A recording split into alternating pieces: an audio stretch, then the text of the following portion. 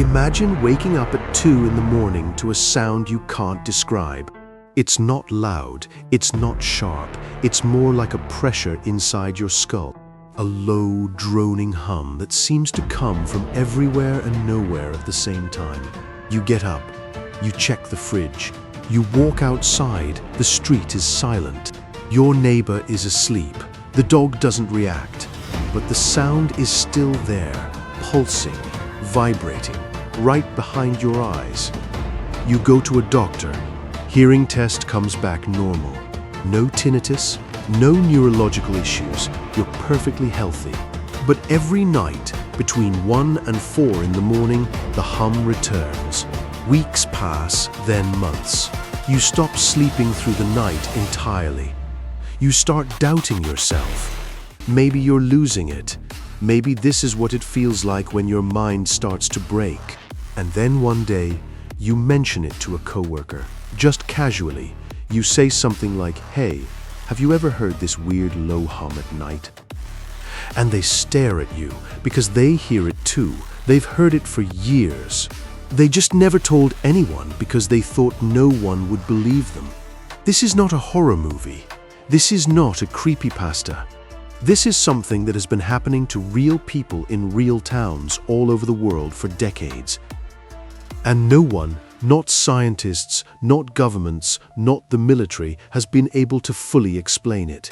This is the story of the people who hear what you can't. It starts in a place called Taos, a small town in northern New Mexico, about 70 miles north of Santa Fe.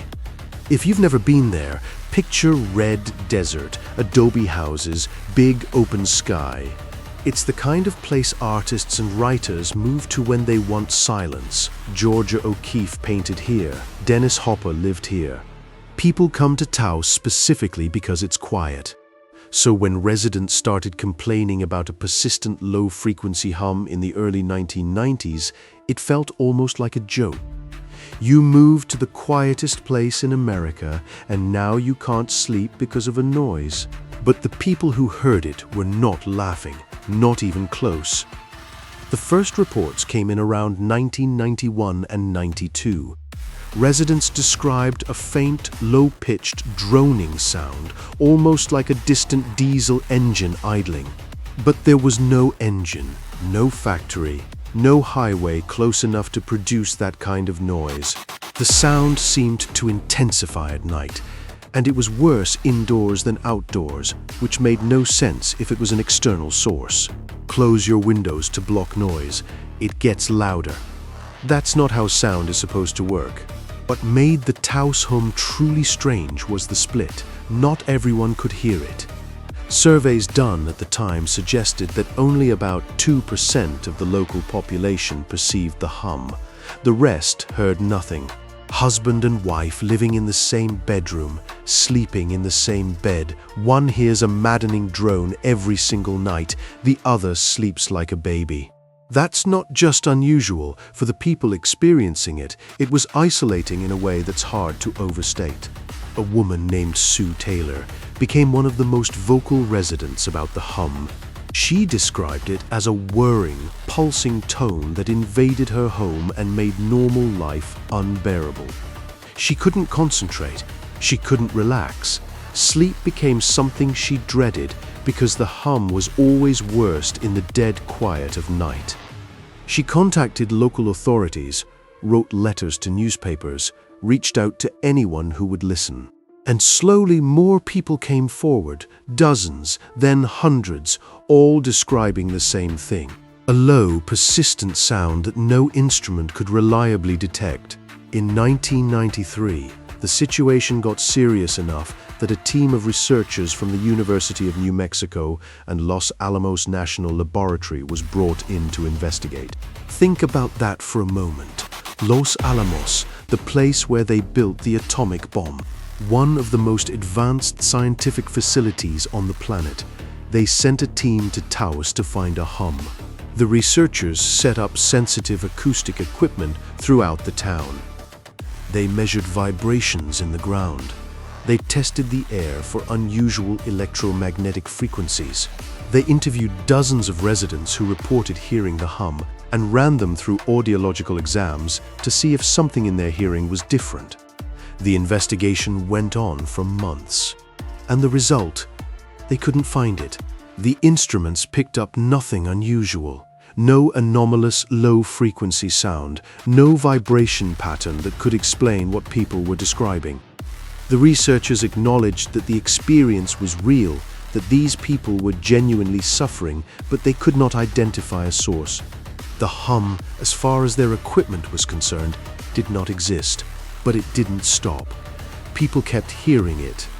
Some residents eventually moved away.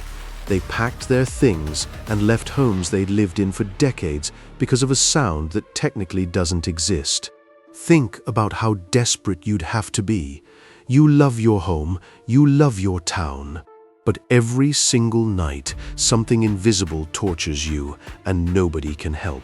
Sue Taylor stayed. She kept fighting. She kept insisting that something was wrong, that the sound was real, that it was coming from somewhere. She was not crazy. Her hearing was fine. Her mental health was fine. She just heard something that microphones couldn't pick up. And Taos was only the beginning.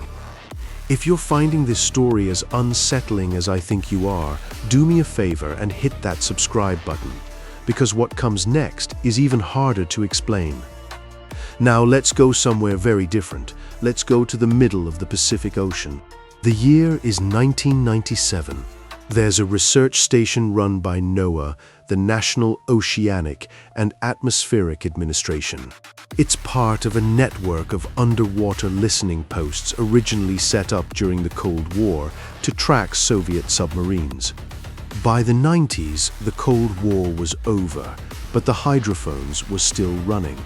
NOAA was using them to monitor underwater volcanic activity, earthquakes, whale migration, that kind of thing. The station was remote. The work was monotonous. You sit in a room, you watch screens, you listen to the ocean. Most of the time, it's exactly what you'd expect. Water, whale calls, the occasional rumble of a distant quake. It's background noise on a planetary scale, the kind of job where the most exciting part of your week is when the coffee machine gets fixed. And then, in the summer of 1997, something showed up on the sensors that nobody had ever heard before. It was picked up by multiple hydrophones spread across a vast area of the southern Pacific. The stations that detected it were more than 5,000 kilometers apart. Whatever made this sound was loud enough to be heard across a third of the ocean. The team called it the Bloop. It was an ultra-low frequency sound, rising in pitch over about a minute. If you speed it up so human ears can process it, it sounds almost biological, like something alive, something enormous. Audio profile was partially consistent with sounds made by living creatures, but the amplitude was off the charts. Nothing known to science, no whale, no fish, no marine animal of any kind could produce a sound that powerful. To generate what the hydrophones recorded, you would need a creature several times larger than a blue whale. And blue whales are already the largest animals that have ever existed on this planet. The person who pulled the recording and first flagged it sent it up the chain. People at NOAA listened to it. Then they listened again. There were meetings, there were discussions, and for the next 15 years, the Bloop remained officially unexplained. Papers were written about it, documentaries featured it, the internet latched onto it, because the implication was staggering. Either there was a sea creature down there bigger than anything we've ever documented, or the ocean itself was doing something we didn't understand. In 2012, NOAA finally released an official statement attributing the Bloop to an icequake, a large iceberg cracking and scraping against the seafloor near Antarctica. And scientifically, that explanation holds up. The frequency profile is consistent with ice-related sounds. Case closed, mostly. But here's the thing that sticks with the people who were actually there. The Bloop didn't sound like other icequakes they had on file. They had years of recordings of ice cracking, calving, grinding. This sounded different. Not dramatically different, not alien. Just enough that the people who had spent their careers listening to the ocean paused and said, "That's not quite right." And in science, not quite right is usually where the interesting stuff lives. The official explanation came 15 years after the event, 15 years of silence from the institution best equipped to analyze it. That's not suspicious in the conspiratorial sense. Science is slow, peer review is slow, but it does mean that for a decade and a half, the people who first heard the bloop carried that sound with them, knowing that what they'd heard didn't fit neatly into any category they'd been trained to recognize. One former technician who asked not to be identified in interviews described the moment he first heard the processed audio. He said it made the hair on his arms stand up. Not because it was scary in the horror movie sense, but because it sounded like intention, like whatever made it meant to be heard. He said he knew intellectually that the ocean doesn't have intentions, but at 2 in the morning, alone in a monitoring station in the middle of nowhere, listening to a sound that nothing on Earth should be making, the rational part of your brain takes a back seat. Now, let's cross the border into Canada, Windsor, Ontario. It's a mid-sized city right across the river from Detroit, industrial, working class. The kind of place where people don't generally complain about mysterious phenomena because they're too busy working. Starting around 2011, residents of Windsor began reporting a low-frequency hum and vibration. It was strongest in the western part of the city, and like Taos, it was worse at night, worse indoors, and not everyone could hear it. But unlike Taos, this wasn't a handful of sensitive individuals. Hundreds of complaints flooded in, then thousands. People reported that their windows rattled, that they could feel the vibration in their floors, in their furniture, in their chests. Some described headaches, nausea, sleep disruption. A few said it was driving them to the edge of their mental health.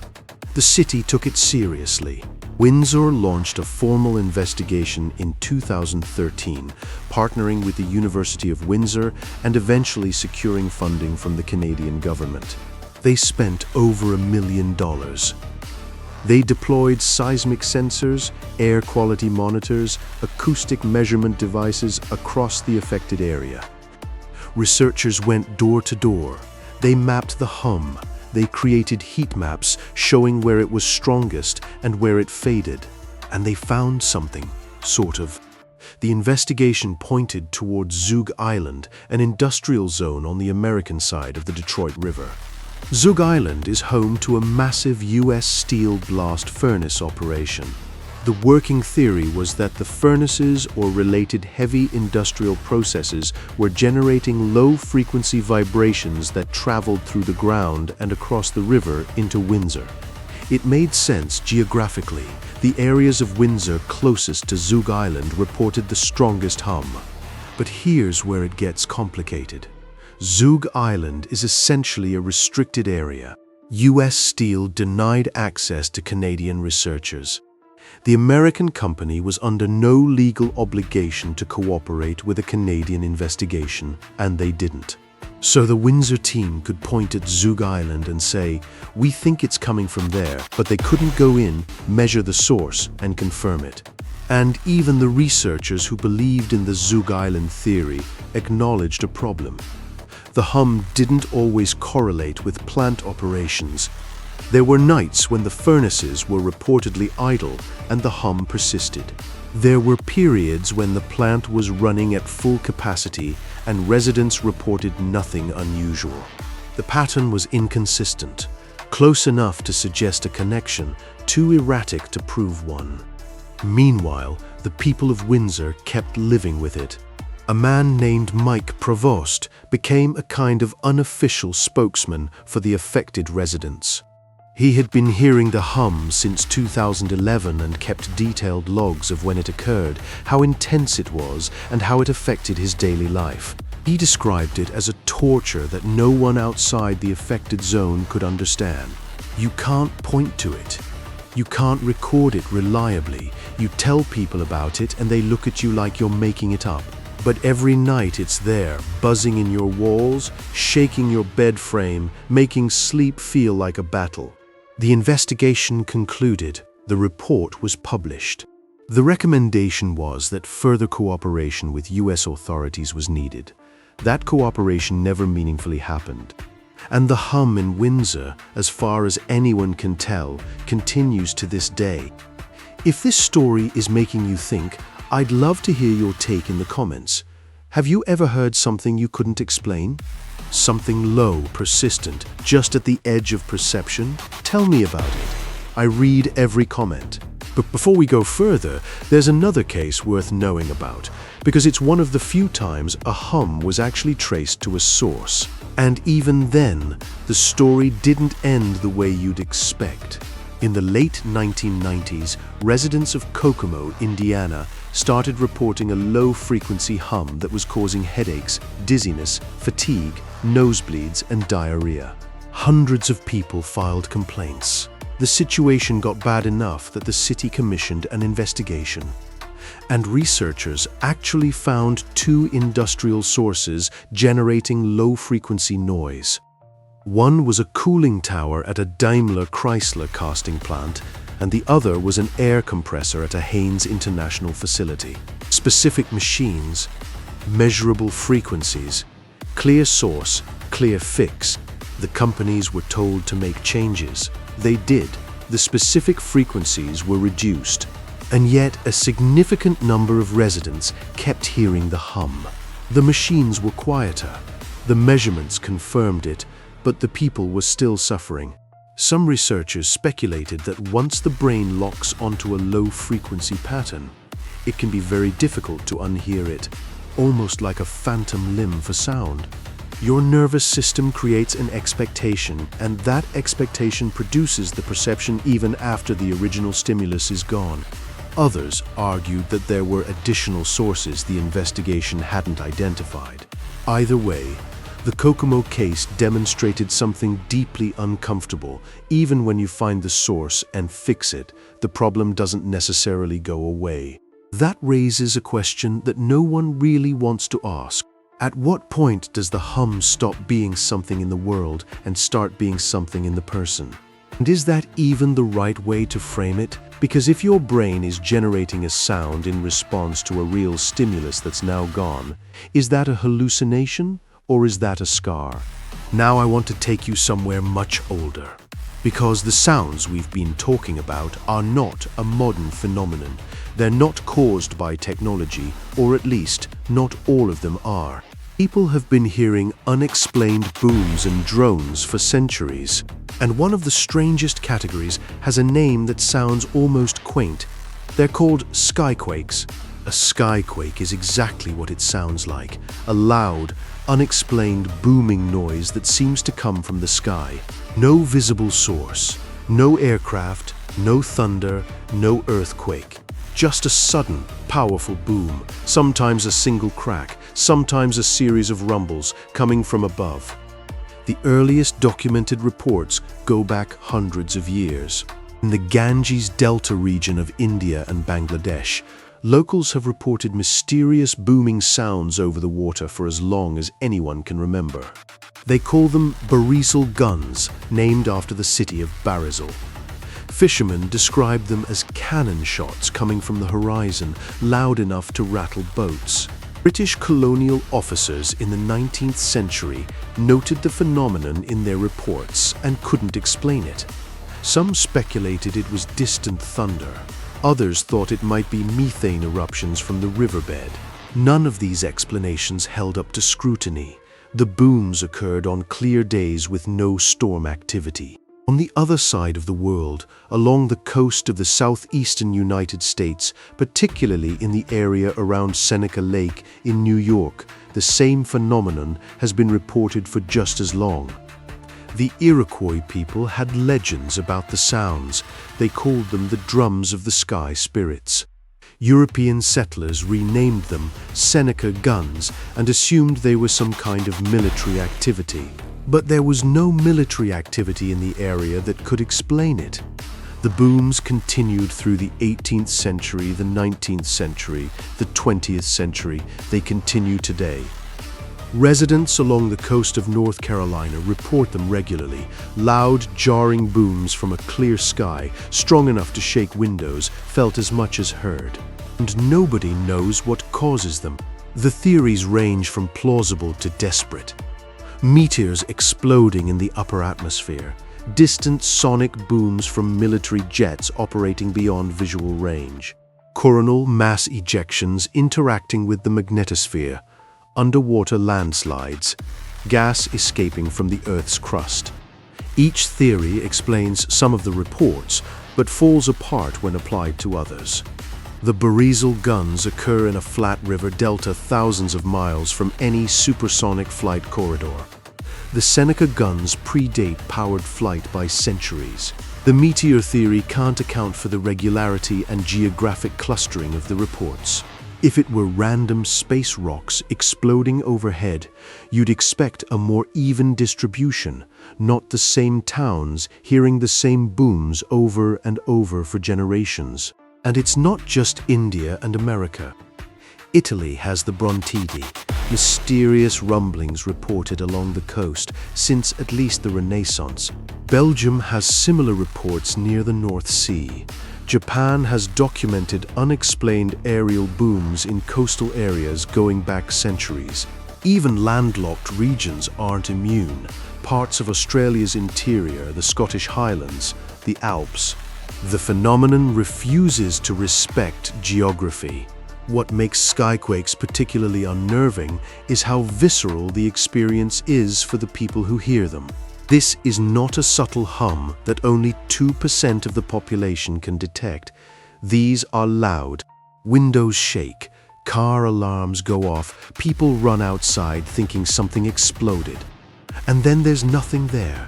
No smoke, no debris, no contrail, just sky. A retired teacher in Wilmington, North Carolina, described the experience of hearing her first skyquake after moving to the area. She said she was sitting in her living room on a perfectly clear Tuesday afternoon. No clouds, no wind. And then a boom hit that she compared to a cannon going off right above her roof. She ducked. Her first instinct was that a car had hit her house. She ran outside and found her neighbors already in the street, all looking up. One of them, an old-timer who had lived there for 30 years, just shrugged and said, "Yeah, that happens here. Nobody knows why." That's the part that gets to people, not the sound itself, but the shrug. The casual acceptance from long-term residents that they live in a place where the sky occasionally explodes for no reason. The normalization of the impossible. After a while, you just stop asking why. But some people can't stop asking, and that brings us to the broader pattern.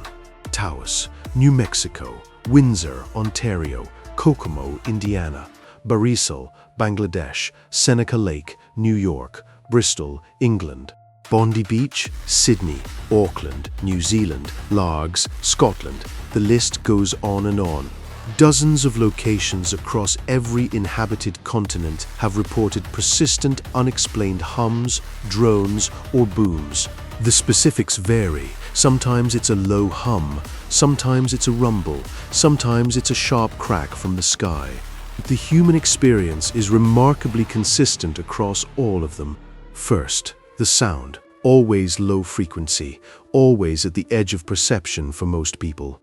Always worse at night, in quiet environments, indoors. Pattern is so consistent across locations and decades that it almost feels like a diagnostic criteria. If you hear a low drone that gets louder when you close your windows and quieter when you go outside, congratulations. You've joined a very specific and very frustrated club. Second, the split. In every location, only a fraction of the population reports hearing the hum. The numbers vary, but they tend to cluster around 2 to 4%. That's a strangely specific number. If this were psychosomatic, you'd expect it to spread socially, to cluster in families and friend groups, to follow media coverage, but it doesn't. The people who hear the hum in Bristol have no demographic pattern. They're young, old, male, female, rich, poor. The only commonality anyone has identified is a slightly higher prevalence among people aged 50 to 70. And even that is not statistically robust enough to draw firm conclusions. Third, the isolation. This might be the cruelest part. People who hear the hum overwhelmingly report feeling dismissed, doubted, and alone. They tell their doctors and get referred to psychiatrists. They tell their families and get told they're imagining things. They go online and find forums full of people just like them, which provides some comfort, but also no solutions. One recurring thread across every hum community is the moment of relief when someone finally meets another hearer. The validation of knowing you're not crazy. That moment comes up again and again in interviews and forum posts. Someone crying, someone saying, "I thought I was the only one." A woman in Largs, Scotland, made headlines in the early 2000s for her persistent campaign to get authorities to investigate the Largs hum. She kept a diary. Every night for over 3 years she wrote down when the hum started, when it stopped, how loud it was on a scale of 1 to 10, and how it made her feel. The entries are consistent and meticulous. But what strikes you reading them isn't the data, it's the tone. Early entries are frustrated but hopeful. She's sure someone will figure it out. A year in, the hope fades. 2 years in, the entries are shorter, more resigned.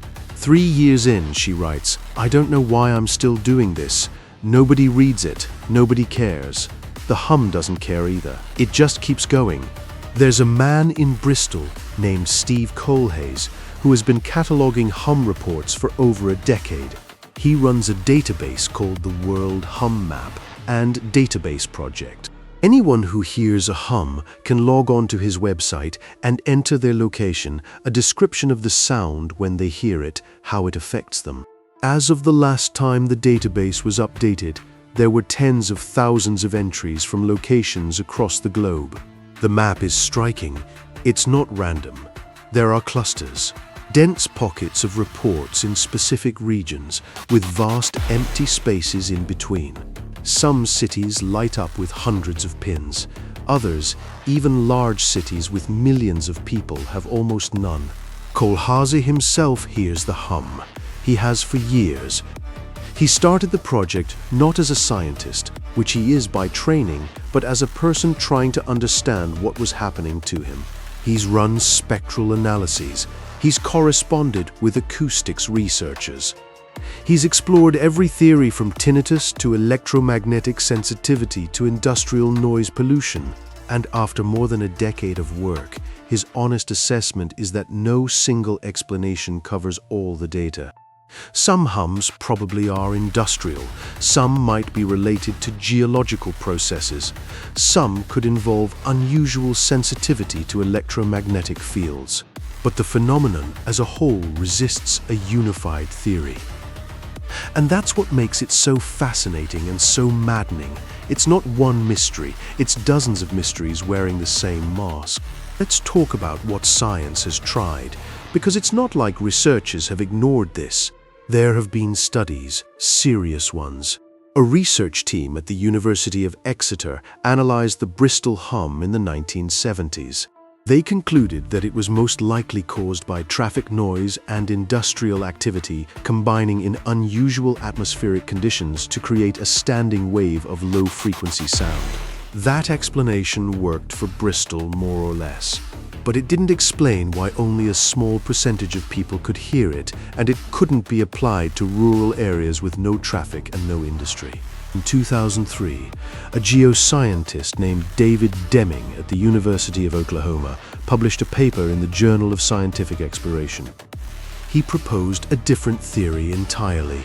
He suggested that the hum might be caused by very low-frequency radio waves generated by military communication systems, particularly the ones used to communicate with submarines.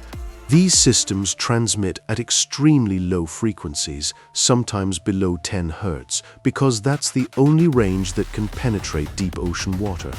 Deming's hypothesis was that some individuals might be able to perceive these transmissions, not through their ears, but through some other biological mechanism, possibly involving the cochlea responding to electromagnetic energy rather than sound pressure. The idea is controversial. It hasn't been proven, but it also hasn't been disproven. And it would explain some of the oddest features of the hum, particularly why it's global, why it's constant, and why only some people can detect it. More broadly, researchers have explored the idea that some people may be unusually sensitive to very low-frequency sound waves, infrasound, below the normal threshold of human hearing. Most people can't consciously perceive sounds below about 20 Hz. But perception and effect are different things. Infrasound has been shown to cause physiological responses even when it can't be consciously heard. Feelings of unease, anxiety, vibration in the chest, disrupted sleep. It's the same frequency range that tigers produce when they roar.